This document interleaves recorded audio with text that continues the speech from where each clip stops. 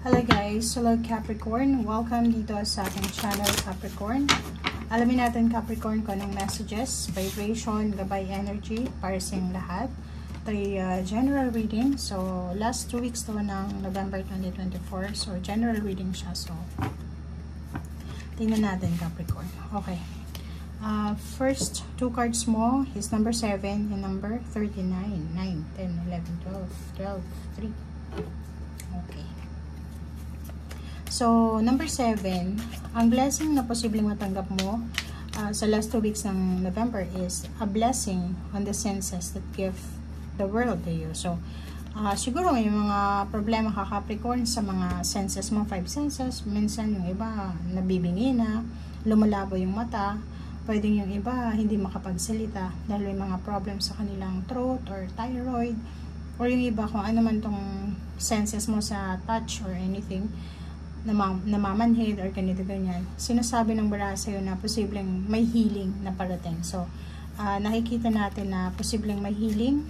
Okay? Yun yung blessing sa'yo, na marinig mo yung dapat marinig mo, malasahan mo yung dapat malasahan mo, yung mga walang panlasa, yung parang feeling nyo lahat ng pagkain is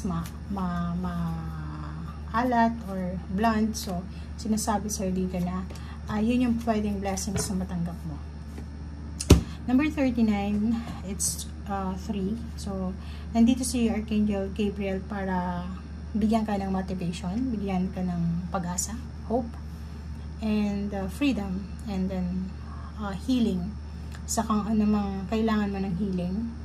And 77, sinasabi ng barahan na kung ano man tong pinagkakaabalahan mo sa ngayon, ano man tong binibigyan mo ng 101% na energy, oras, yung focus mo, kung ano yung focus mo sa ngayon. Nakafocus ka ba sa love life or sa trabaho, sa paghahanap ng trabaho, sa pagnenegosyo, paghahanap ng bahay, paghahanap ng kaibigan, paghahanap ng relationship, ano man itong focus na meron ka sa ngayon, ay magdadala to sa'yo or ibabalik ito sa'yo ng universe in a positive way ng tagumpay. So, ibig sabihin, kung may goal kang inaabot, sinasabi yan sa'yo ng barahang ito na magtatagumpay ka dyan sa goals mo na yan. Yung 39 nito, 9, 10, 11, 12, it's 12 completion. May iba sa inyo dito na Capricorn na siguro nasa ibang bansa ka, na magtatapos na yung kontrata mo. It's either scholarship, it's either end of contract, or end of scholarship, or lahat ng pagtatapos in a positive way siya. Okay? So, pag-comment sa comment section yung mga Capricorn na malapit nang magtapos, either malapit na silang makapagtapos ng pag-aaral, malapit nang matapos yung kontrata, yung pagpapatayo ng bahay, yung hinuhulugan nilang bahay, or pwedeng sasakyan, or yung bakasyon nila tapos na, or kung ano man tong malapit nang matapos na positive yung results sa'yo.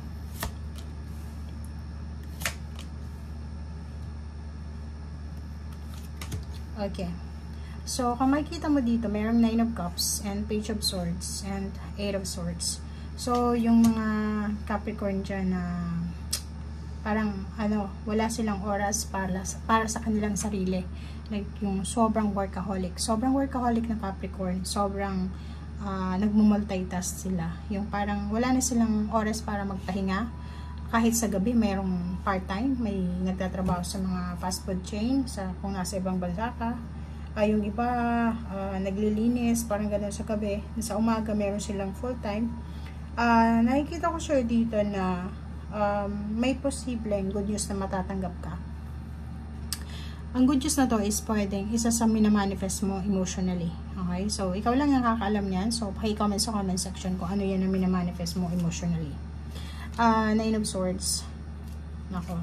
And Queen of Pentacles. May iba sa inyo dito, Capricorn, na namumroblema tungkol sa pera. It's either kailangan nyo mag-ipon ng pera. Parang ganun. So, meron ditong Capricorn na siguro malapit na silang umuwi ng Pilipinas. Kaso lang, namumroblema sila sa pera kasi wala silang ipon. Alam niyo naman, pag nagbabakasyon, especially Christmas, nag-expect talaga yung mga kamag-anak natin na may pasalubong ka or ikaw yung gagastos. Nandito ka sa Four of Pentacles na simula sa second week ng November 2024, nakafocus ka sa pag-iipon ng pera.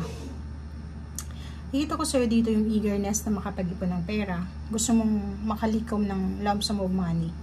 Kaso, yun yung pinoproblema mo eh. Diba? Yung parang hindi ka makatulog kasi hindi mo alam paano ba ako makaipon ng pera. Kaunti lang yung natitira sa akin kasi binabayad sa bills, grocery, ganyan, ganito. So, kung nasa Pilipinas, ganyan din. Like, sobrang pagod ka na sa pagtatrabaho pero wala ka pa rin naiipon na pera. Okay? So, Page of Pentacles. Nakikita ko sa'yo dito na nag-i-expect ka ng good news tungkol sa pera, tungkol sa trabaho or negosyo. And then, luckily, may posibleng offer sa'yo ng new job. It's new job, new source ng income, connection. Parang nakikita ko yung new connection dito.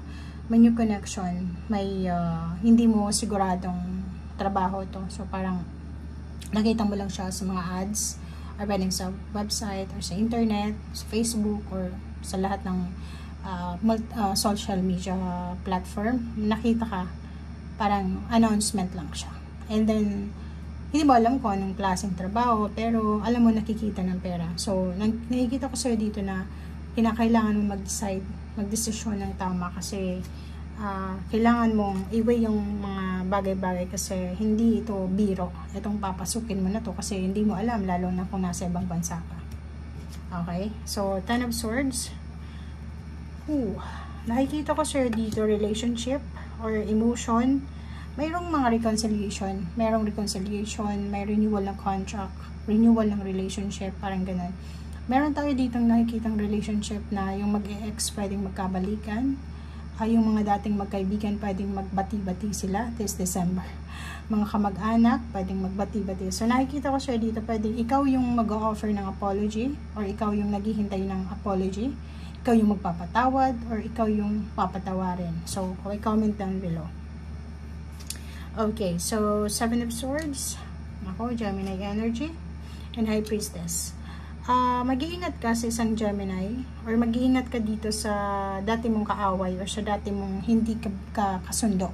Sa either na nag-away kayo or hindi kayo nagkaroon ng chance para mag-usap. Kasi meron dito ang Seven of Swords. So, hindi ka dapat nagtitiwala agad-agad kasi posibleng pinagkakaisan ka or posibleng may plano siyang masama laban sa'yo. Kasi yung High Priestess is hidden siya. So, hidden, Seven of Swords. So, ibig sabihin, may mga hidden agenda. Itong mga taong itong gustong bumalik sa'yo. Or itong mga taong, kunyari, nakikipag-reconcile sa'yo. Or, basta, huwag kang masyadong magtitiwala. Even in terms of money, lalo na kung nanloko na siya sa'yo, ninakawan ka, niloko ka, niscam ka, wag ka na ulit na magtitiwala sa taong ito. Kahit humingi pa siya ng tawad sa'yo, pwede mo siyang patawarin, pero communication, attachment, alisin mo na. Maglagay ka ng boundaries sa paligid mo. Okay? Thank you guys. Bye!